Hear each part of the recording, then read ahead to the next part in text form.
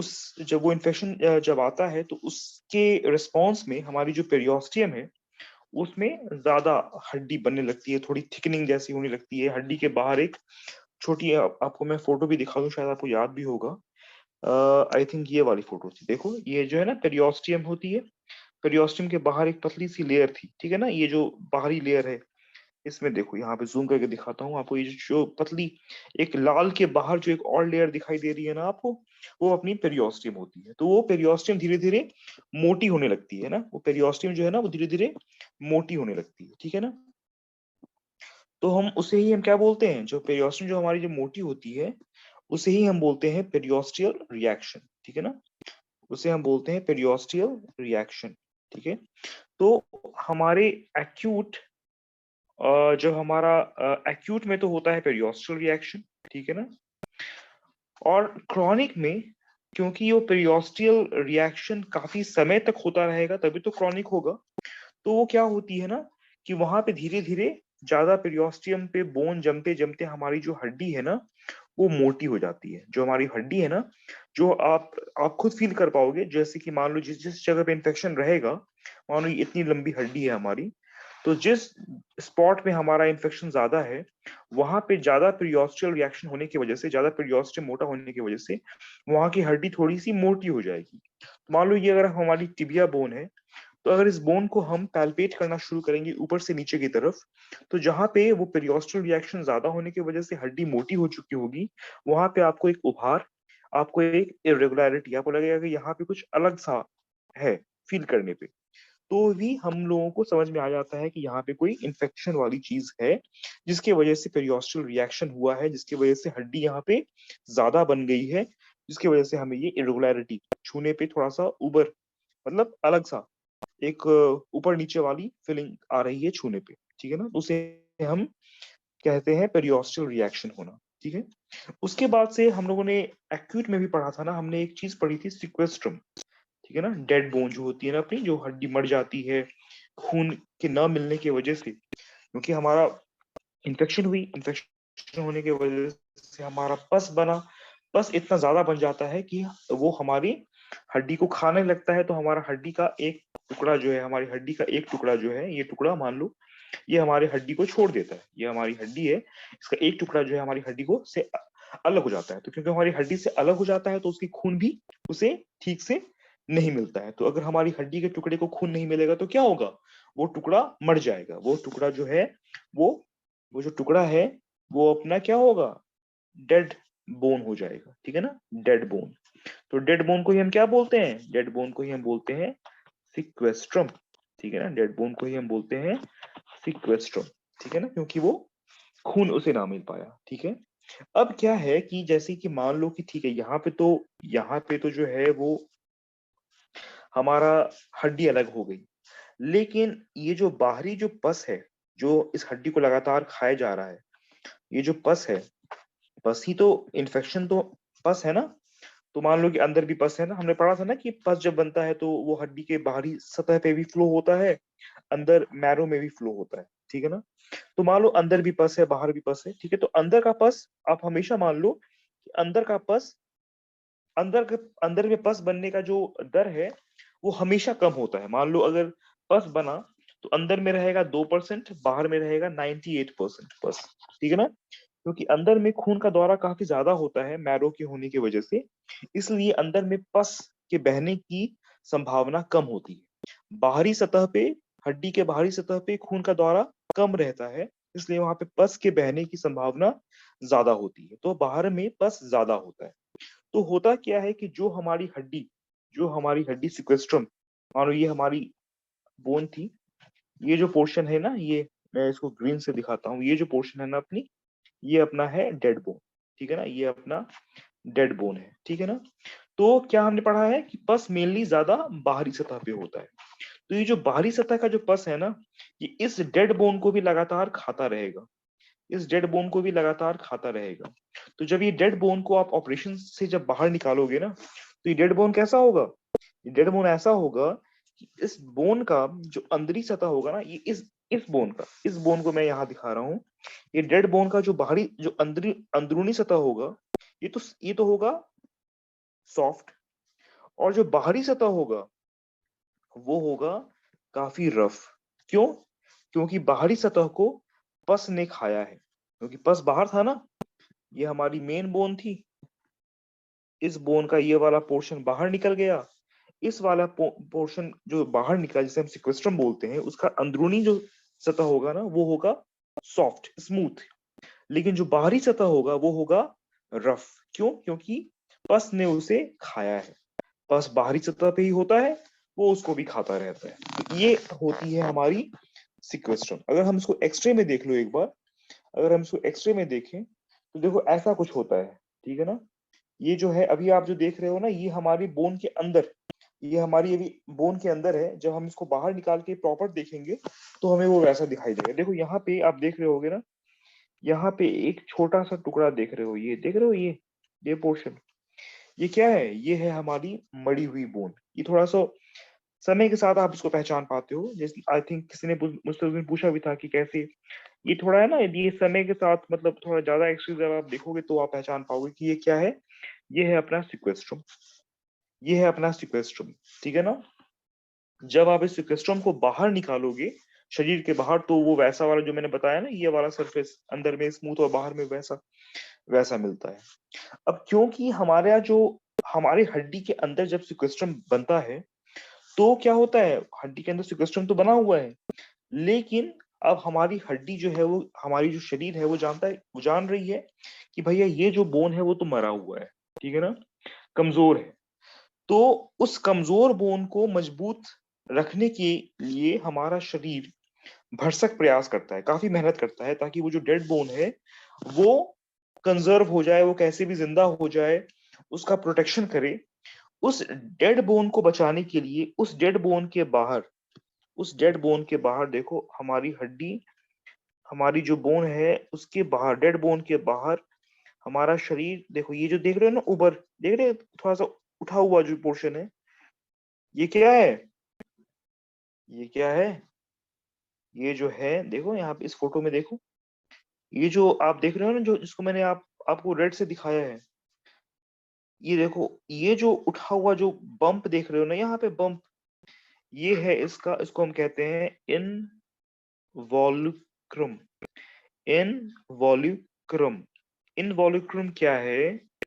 मरी हुई bone, dead bone के ऊपर जो हमारा शरीर ज्यादा थिक हड्डी बनाता है। आप समझ जाओ ना कि जो एक्यूट में जो पेरियोस्टल रिएक्शन था, क्रॉनिक में जब वो सारे पेरियोस्टल रिएक्शंस जो मोटी हड्डी बनाते हैं ना सिक्वेस्ट्रम के ऊपर, वो है अपना इनवॉल्यूक्रम। ये एक तरीके का बॉडी का फीचर है उस मरी हुई बोन को बचाने के लिए। जो मरी हुई बोन से जो हमारा हड्डी कमजोर हो गया है, उसको मजबूती देने के लिए हमारा शरीर जो प्रयास करता है वो है इनवॉल्यूक्रम, ठीक है ना।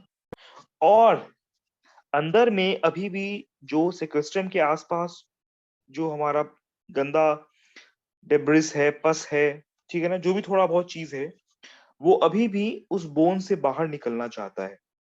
अभी भी जो है ना, वो जो अंदर का जो कलेक्शन है, अंदर की जो पस है, वो बाहर निकलना चाहता है। जो भी पस है, जो भी थोड़ा बहुत पस है, वो बाहर निकलना चाहता है। तो वो जो बाहर निकलने के लिए इस मोटी हड्डी में जो रास्ता बनाता है अंदर का पस बाहर आने के लिए, उस छेद को हम कहते हैं क्लोएका।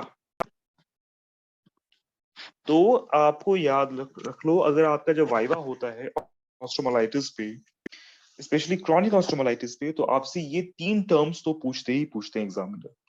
सिक्वेस्ट्रम क्या होता है? तो आप बताओगे सर डेड बोन। इनवॉल्यूक्रम क्या होता है? तो सर डेड बोन के ऊपर जो हमारा शरीर एक थिक लेयर ऑफ बोन बनाता है एज ए प्रोटेक्टिव, एक उसकी प्रोटेक्शन के हिसाब से, उसे हम बोलते हैं इनवॉल्यूक्रम। और अंदर का कलेक्शन जब उस इनवॉल्यूक्रम, उस मोटी हड्डी के लेयर में एक छेद बना के बाहर निकलने की कोशिश करता है, तो उस छेद को हम कहते हैं क्लोएका, ठीक है ना। यहाँ पे देखो, तो इस वाली फोटो में, इस वाली फोटो में देखो, यहाँ पे जो एक छोटी सी हड्डी दिखाई दे रही है ना, ये जो छेद दिखाई दे रहा है ब्लैंक सा, ये क्या है? ये क्लोएका है। ये क्लोएका जो है वो इस मोटी इनवॉल्यूक्रम में, इस इनवॉल्यूक्रम में ये क्लोएका बनाता है, जिससे ये पस जो है वो बाहर आ सके। कि आप धीरे धीरे, मतलब जैसे जैसे आप जब ज्यादा एक्सरसाइज देखते हो ना, तो इन चीजों को आप पकड़ पाते हो। ठीक है ना। चलो, तो ये तो हो गया कि हमारा क्रॉनिक ऑस्टियोमाइलिटिस में क्या क्या आपको मेनली देखने को मिलता है। ठीक है। उसके बाद से आती है आप कैसे डायग्नोसिस करोगे। तो आपकी जो डायग्नोसिस में जो है वो सबसे पहले क्या रहेगा आपको, इसमें जो है हमारा जो मोस्ट कॉमन साइट है, जो मोस्ट कॉमन जगह है जहां पे हमें क्रॉनिक ऑस्टियोमाइलिटिस देखने को मिलती है, वो जो हड्डी है वो है अपना डिस्टल एंड ऑफ फीमर। अपनी जो थाई बोन है ना, उसके निचले वाले एंड में सबसे ज्यादा देखने को मिलता है क्या, ये क्रॉनिक ऑस्टियोमाइलिटिस। ठीक है ना।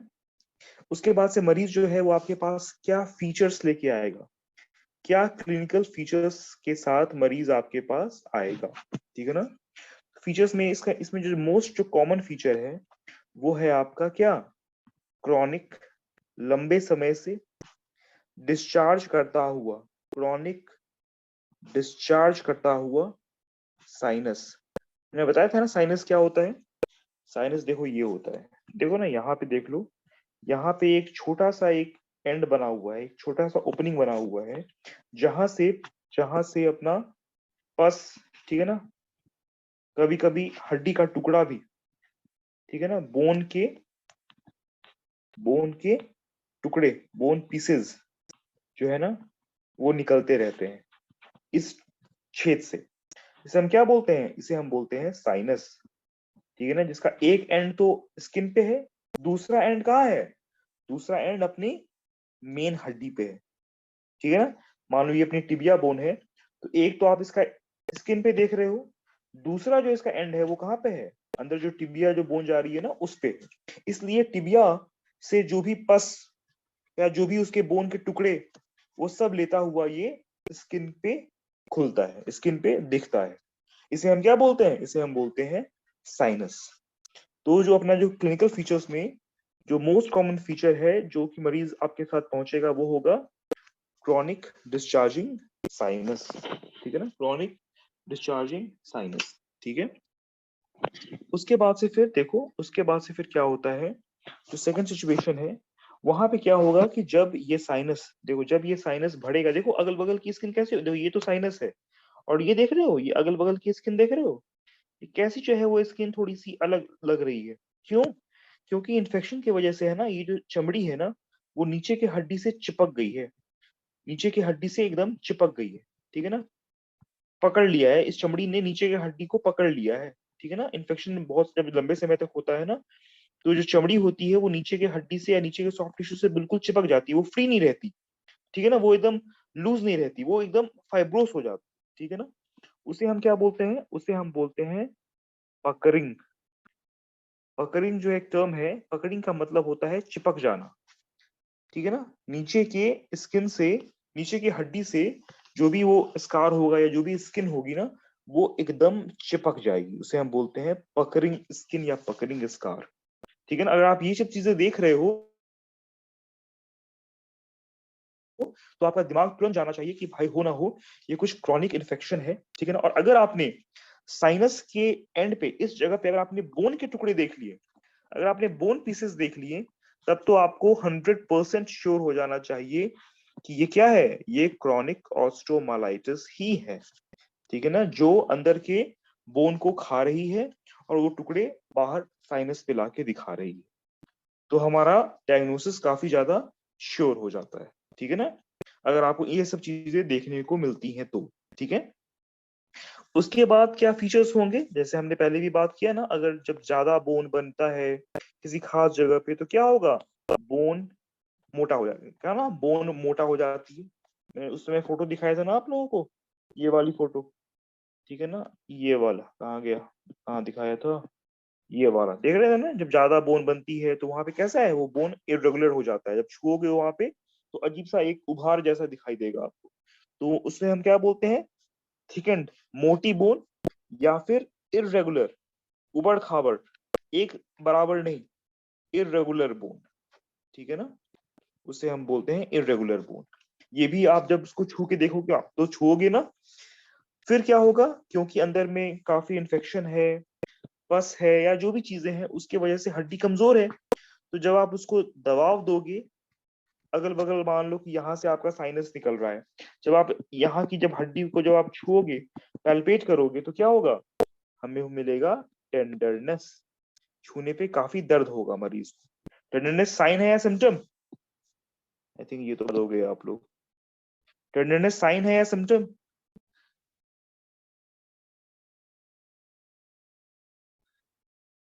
जितने भी लोग आए हैं सब ये क्या, टेंडरनेस साइन है या सिम्टम? या वेरी गुड सोनिया, ठीक है ना, टेंडरनेस इज साइन। और भी किसी ने जवाब दिया है आई थिंक। तो टेंडरनेस क्या है, टेंडरनेस जो है वो साइन है। गुड अंकिता, ठीक है ना, या गुड अभिषेक, या ठीक है जी। तो टेंडरनेस जो है वो साइन है, ठीक है, तो आपको ये भी चीज आपको यहाँ दिखाई देगी, ठीक है ना। और हो सकता है कि अगर मान लो कि अगर हमारा ये इस बोन में इन्फेक्शन है, टिबिया में इन्फेक्शन है, तो ऊपर में क्या है, ऊपर में अपनी नी ज्वाइंट है, नीचे में क्या है, नीचे में अपना एंकल ज्वाइंट है, ठीक है ना। तो क्योंकि इस बोन में इन्फेक्शन है, इस बोन का इस्तेमाल उसने कम किया है, अगल बगल की जो स्किन है वो चिपक जा रही है अपने अंदर के बोन से, तो ज्वाइंट्स के मूवमेंट पे भी असर पड़ता है, ठीक है ना। चाहे तो वो दर्द की वजह से नहीं चलाएगा, या फिर वहां पे जो, अगर मान लो कि पस अंदर ज्वाइंट में चला गया, क्योंकि हमने पढ़ा ना कभी कभी जो पस है वो अंदर ज्वाइंट में भी चला जाता है, तो उसकी वजह से भी इसकी ज्वाइंट में सूजन या पेन या स्टिफनेस हो सकती है। तो ये भी उसके फीचर्स के साथ मरीज आपके पास आ सकता है, ठीक है ना। तो ये जो है हमारे फीचर्स हैं किसके, क्रॉनिक, क्रॉनिक ऑस्ट्रोमलाइटिस। कैसा क्रॉनिक, जो कि क्रॉनिक हुआ है एक्यूट के बाद, ठीक है ना। ये जितने भी हम लोग जो फीचर्स पढ़ रहे हैं क्रॉनिक ऑस्ट्रोमलाइटिस की, ये कौन किस किस टाइप की क्रॉनिक ऑस्ट्रोमलाइटिस है। और क्रॉनिक ऑस्ट्रोमलाइटिस तीन तरीके के होते हैं ना, एक तो अपना क्रॉनिक और एक्यूट, जो एक्यूट ही समय के साथ क्रॉनिक बन जाता है, दूसरा था गैरीज, और तीसरा था ब्रोडीज एब्सिस। तो जो अभी जो फीचर्स जो हम डिस्कशन कर रहे हैं, चाहे हमने जो जो जो चीज पढ़ी, हमने फीचर्स पढ़े, डायग्नोसिस पढ़ा, वो सब हमने किसके बारे में पढ़ा है, वो क्रॉनिक ऑस्ट्रोमलाइटिस जो एक्यूट के बाद, जो एक्यूट के बाद समय के साथ क्रॉनिक में बदल जाता है,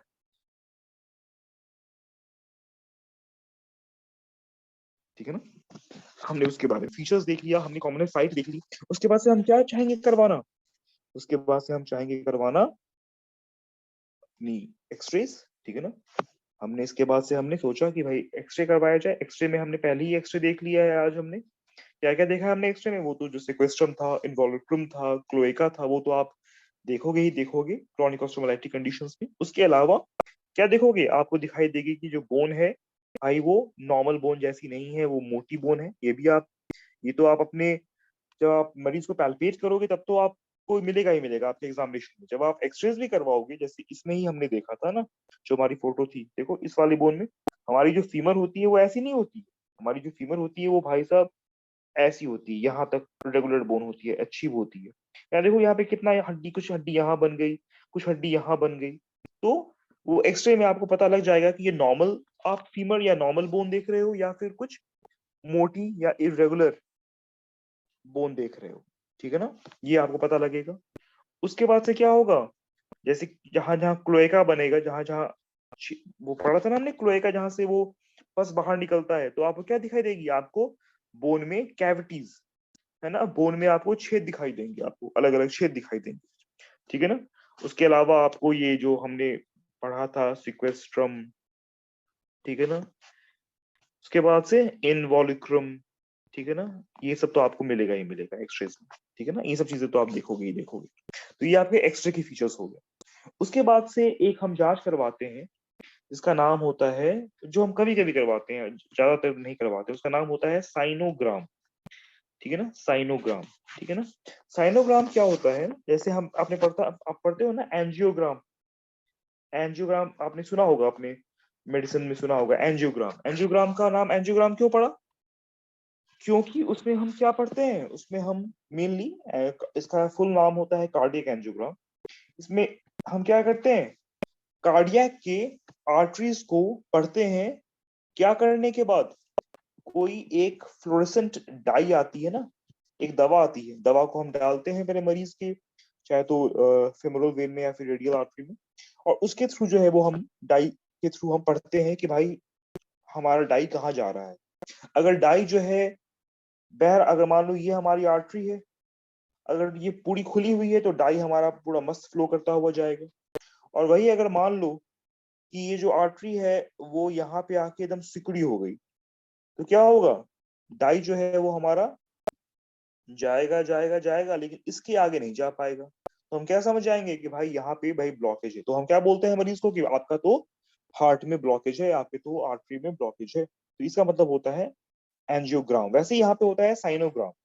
साइनो का मतलब साइनस, हमने पहले ही पढ़ लिया ना साइनस के बारे में।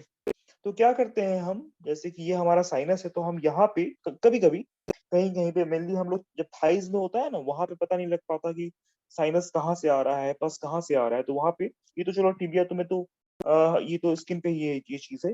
कभी कभी थाइज में करते हैं हम ऐसा कि यहाँ पे हम साइनस के थ्रू एक पाइप डालते हैं, पतली सी पाइप, और उसमें डालते हैं हम क्या, अपना डाई। ठीक है ना, पाइप डाला, पतली सी पाइप ट्यूब डाली, और ट्यूब में हमने भर दिया अपना डाई। ठीक है ना, और फिर हमने डाई के थ्रू हमने पता लगाया कि भाई वो जो अपना फेस पे हमने हर हर डाई के बाद हमें एक्सरे मतलब एक्सपोज करना पड़ता है, और फिर एक्सरे के थ्रू हम देख पाते हैं कि वो डाई कहाँ तक गया। तो उससे हम अंदाजा लगाते हैं कि भाई अगर ये डाई हड्डी तक गया, इसका मतलब है कि जो हमारा साइनस है वो हड्डी से आ रहा है। इसका मतलब है कि ये क्या है, ये क्रॉनिक ऑस्टियोमालाइटिक कंडीशन है। ठीक है ना, कभी कभी क्या होता है कि साइनस जो है वो हड्डी तक नहीं पहुंचता, वो कहीं मांस में ही रहता है। तो इसका मतलब हम क्या समझते हैं कि भाई ये क्रॉनिक ऑस्टियोमाइलिटिस नहीं है, ये सॉफ्ट टिश्यू इन्फेक्शन है, ये मसल्स का इन्फेक्शन हो सकता है या स्किन का इन्फेक्शन है। ठीक है, कुछ और चीज है, ये ऑस्टियोमाइलिटिस नहीं है। ठीक है, अगर वो साइनस का आखिरी सिरा बोन तक जा रहा होता है तो हम समझ जाते हैं कि भाई ये जो साइनस के जो मुंह पे जो ग्रेनुलेशन टिश्यूज या जो बोन के पीसेस अगर आ रहे हैं, इसका मतलब है कि वो चीजें बोन से ही आ रही हैं। ठीक है ना, तो ये दूसरा इन्वेस्टिगेशन हुआ। इसके अलावा फिर हम पहले भी बात कर रखे थे ना, वहां पे भी हम लोगों ने करवाया था, सीटी स्कैन करवाते हैं, एमआरआई करवाते हैं। ये भी हमें आइडिया देता है हमारे इन्फेक्शन के बारे में। ठीक है ना, सीटी में जो आपका सिक्वेस्ट्रम है, इन्वॉल्यूक्रम है, वो और भी अच्छा दिखाई देता है। ठीक है ना, as compare to X ray. CT scan तो एक तरीके का एडवांस्ड एक्सरे है। ठीक है ना, और हम अपनी खून की जांच भी करवाते हैं। खून की जांच में क्या मिलेगा आपका, वही अपना ईएसआर बढ़ा हुआ मिलेगा। ठीक है ना, लिकोसाइट्स बढ़े हुए मिलेंगे। ठीक है ना, और जो पस हमारा निकला है उस पस को हम जरूर ही जरूर कल्चर के लिए भेजते हैं। क्यों भेजते हैं कल्चर के लिए, ताकि कल्चर की रिपोर्ट के हिसाब से अपनी एंटीबायोटिक्स हम चला पाए। ठीक है ना, अपनी एंटीबायोटिक्स हम चला पाए। तो ये जो है वो हमारी, हम ये सब जांचें हम करवाते हैं अपने आप को कंफर्म करने के लिए और एक डायग्नोसिस पे पहुंचने के लिए। ठीक है ना, उसके बाद से देख लो थोड़ी आप इसके भी डिफरेंशियल डायग्नोसिस क्या क्या होते हैं। क्रॉनिक ऑस्टियोमाइलिटिस के जो डिफरेंशियल, जो वैसी कंडीशंस जो वैसे ही फीचर्स दिखाएं लेकिन उसमें कुछ अंतर हो।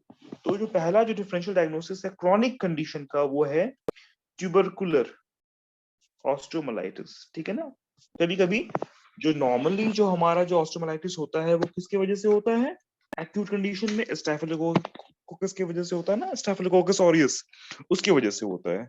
वही एक्यूट जब समय के साथ साथ क्रॉनिक में बदल जाता है। ठीक है ना, तो इसके साथ हमें जो कंफ्यूज करता है ना, इसका जो डिफरेंशियल डायग्नोसिस है, जो जो ऐसा ही फीचर्स प्रेजेंट करता है, वो है अपना ट्यूबरकुलर। ट्यूबरकुलोसिस की वजह से जो बोन की इंफेक्शन होती है उसे हम बोलते हैं ट्यूबरकुलर ऑस्टियोमाइलिटिस। तो उसके फीचर्स क्या हैं, ट्यूबरकुलर के फीचर्स क्या हैं कि वो जो होगा ना, वो बहुत जगह पे होगा, एक जगह पे रुकेगा नहीं, वो मल्टीफोकल होगा। पाँव पे भी होगा, गर्दन पे भी होगा। ठीक है ना, जगह जगह पे होगा, मल्टीफोकल, बहुत जगह जगहों पे होगा। और क्या होगा, उसका जो अल्सर बनाता है ना, वो अल्सर, ठीक है ना, जब हम लोग सर्जरी पढ़ेंगे ना तो आपको, तो जब हम लोग जब अल्सर पढ़ेंगे तो ट्यूबरकुलस के वजह से जो इन्फेक्शन होता है, मतलब जो जो वो साइनस, जैसे यहाँ पे कैसे इसने साइनस बनाया था, अगर ये ट्यूबरकुलस की वजह से ये साइनस या अल्सर बना होता तो उसके जो किनारे होते हैं थोड़े अंदर की तरफ झुके हुए होते हैं किनारे। ठीक है ना, और थोड़े से ब्लू जैसे होते हैं। ठीक है ना, नॉर्मली जो किनारे होते हैं वो बाहर की तरफ होते हैं। ठीक है ना, मतलब ऐसे उनका बाहरी जो किनारा होगा ना वो थोड़ा ऐसे उठा हुआ रहेगा, मतलब बाहर की तरफ। इसमें उल्टा होता है, इसमें अंदर की तरफ होता है, वो अंदर की तरफ झुका हुआ रहता है इसका सारा किनारा। उसे हम बोलते हैं अंडर अंडर माइंड, मतलब अंदर की तरफ घुमा हुआ किनारा, एजेस। ठीक है ना। और वो थोड़ा जो किनारा होगा ना वो ब्लू दिखाई देता है, ब्लू होता है उसका एजेस। ठीक है ना। तो इन चीजों से हम समझ में आता है हमें कि भाई ये जो हड्डी का इन्फेक्शन है, ये ट्यूबरकुलोसिस की वजह से है, न कि अपने बैक्टीरिया जो दूसरे बैक्टीरियाज हैं, मतलब स्टेफिलोकोकस, इन इन ये इन्फेक्शन जो है वो उसकी वजह से नहीं है, ये ट्यूबरकुलर की वजह से ही है। ठीक है ना, इन चीजों की वजह से। और दूसरा क्या होगा, अगर ट्यूबरकुलर की वजह से होगा ना, तो आपका पस नहीं आएगा। जो अपना जो पस जो होता है ना, जो पक्का जो पस होता है पीला कलर के का, या फिर या फिर जो बोन के भी जो पीसेस आते हैं ना नॉर्मली क्रॉनिक ऑस्टियोमाइलिटिस में, वैसे बोन के पीसेस नहीं आएंगे, या फिर प्रॉपर पस नहीं आएगा। कैसा आएगा, थोड़ा पानी जैसा आएगा, सीरस। ठीक है ना, थोड़ा पानी जैसा निकलेगा इसमें। जो आपका जो एक्सुडेशन होता है, जो मतलब जो बाहर दिखाई देता है आपको साइनस के एंड्स पे, वो हल्का सा सीरस होता है। ठीक है ना, पक्का बस पीलापन लिया हुआ या ज्यादा बदबू देने वाला वैसा नहीं होता है। ठीक है ना। दूसरा जो डिफरेंशियल डायग्नोसिस है वो क्या है, मान लो कोई सॉफ्ट टिश्यू का इन्फेक्शन हो गया। ठीक है ना, जैसे अभी हम बात कर रहे थे ना, सॉफ्ट टिश्यू इन्फेक्शन हो गया। आपने सुना होगा एक कंडीशन होती है सेल्यूलाइटिस करके। ठीक है ना, सेल्यूलाइटिस, वो क्या होती है, वो अपनी स्किन में या सॉफ्ट टिश्यू की सूजन हो जाती है, इन्फेक्शन हो जाता है। तो उसमें भी आपकी साइनस बन सकते हैं। ठीक है ना। लेकिन क्या है कमाल की बात, कि जब आप इस साइनस का जब साइनोग्राम करोगे, तो क्या होगा, उसका जो आखिरी किनारा होगा, एक किनारा तो स्किन पे होगा, जो दूसरा किनारा होगा वो बोन तक नहीं जाएगा। वो बीच में कहीं पे किसी मसल पे या किसी फाइबर्स में अटका रहेगा, उसका साइनस का दूसरा एंड वो बोन तक नहीं जाता मिलेगा आपको। तो इससे भी हम कंफर्म कर लेते हैं कि ये जो चीज है, ये जो साइनस है, ये जो फीचर्स हैं, वो किसी सॉफ्ट टिश्यू इन्फेक्शन की वजह से है, न कि बोन के ऑस्टियोमाइलिटिस की वजह से। ठीक है ना। तीसरा एक ट्यूमर होता है। ठीक है ना। तीसरा जो है ना, एक ट्यूमर होता है, हम जब आगे पढ़ेंगे ना, थोड़ा ट्यूमर भी है आपके पोर्शन में। उस ट्यूमर का नाम है इविंग्स इविंग्स सार्कोमा। इविंग्स सार्कोमा एक तरीके का ये ट्यूमर है। मेनली ये भी जो है ना आपके बच्चों वाले एज में ही होता है। ठीक है ना, नॉर्मली 10 से 12 साल वाले एज में होता है, बॉयज में ज्यादा होता है। तो ये भी जो इविंग सार्कोमा जो है ना, वो बहुत हद तक ऑस्टियोमाइलिटिस की तरह दिखता है। ठीक है ना, इसमें भी आपके बोन में टेंडरनेस होगा, फीवर आएगा। ठीक है ना। लेकिन अंदर का जो सामान है ना, ये अंदर का जो मटेरियल निकलेगा ना, आपका पस तो हम लोग कहते हैं इन्फेक्शन की वजह से। अंदर का जो भी आपको जो कलेक्शन आएगा ना, जब आप इसको बायोप्सी के लिए भेजोगे, तो जब बायोप्सी के लिए भेजोगे ना, तो उसमें वो कंफर्म कर देगा कि भाई ये जो चीज आई है बोन के अंदर से, ये कोई इंफेक्शन की वजह से नहीं आई है, ये कोई ऑस्ट्रोमाइलिटिस की वजह से नहीं आई है, ये तो अंदर में इसके ट्यूमर है। वो ट्यूमर इसकी हड्डी को गला रहा है, उसकी वजह से ऐसा कलेक्शन निकला है, वो आपको बायोप्सी कंफर्म करती है।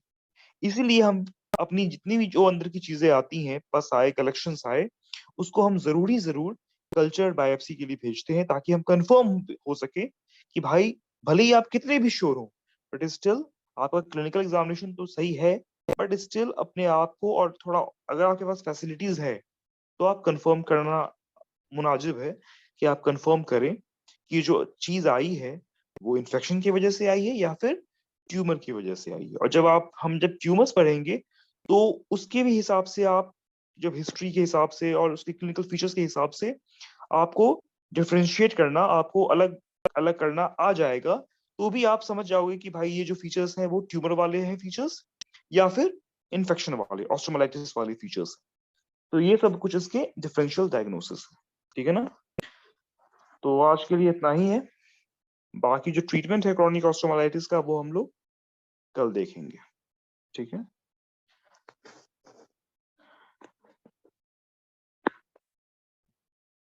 बाकी कुछ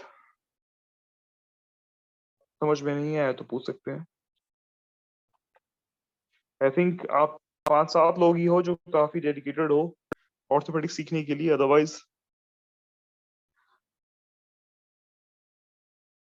आई थिंक मैंने जब भी देखता हूँ आई ये 7-8 लोग तो मतलब रहते ही रहते हैं। अच्छी बात है यार।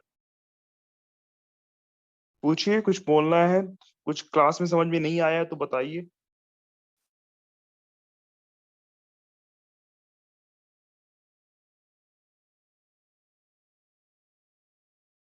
अपने फ्रेंड्स को बोलिए थोड़ा, जिनको।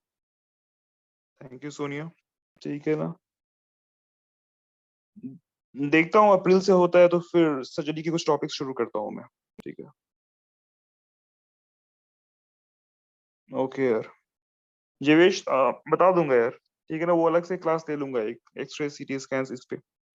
और बाकी ये जो चीजें हैं ना वो तो प्रैक्टिस से आती हैं। ठीक है ना, जितना आप एक्सरेज देखोगे, जितना आप उस पर डिस्कस करोगे अपने साथ वालों से, उतना आप उसकी अंडरस्टैंडिंग बढ़ती है। चलो फिर। ठीक है फिर। अगर क्लियर है तो फिर। हाँ, वो बात चल रही है, मैनेजमेंट से बात चल रही है, जैसे भी वहां से ग्रीन सिग्नल मिलता है विल स्टार्ट। ठीक है ना, वो मैनेजमेंट ने भी थोड़ा सा अभी होल्ड ऑन करके रखा है। जैसे होता है फिर शुरू करते हैं। हाँ बिल्कुल यार, डेफिनेटली स्टार्ट करेंगे। ठीक है ना। ओके, थैंक यू यार। ठीक है ना, अपने अपने बाकी फ्रेंड्स लोग को भी बोलो। आप लोग, अगर आप लोग को क्लास अच्छी लग रही है, रियली में अच्छी लग रही है, तो बाकी फ्रेंड्स लोग को भी बोलो ज्वाइन करें। ठीक है ना। अगर नहीं लग रही है तब तो फिर आप लोग भी ज्वाइन मत करो। अगर लग रही है तो फिर बोलो बाकी लोगों को भी ज्वाइन करने के लिए।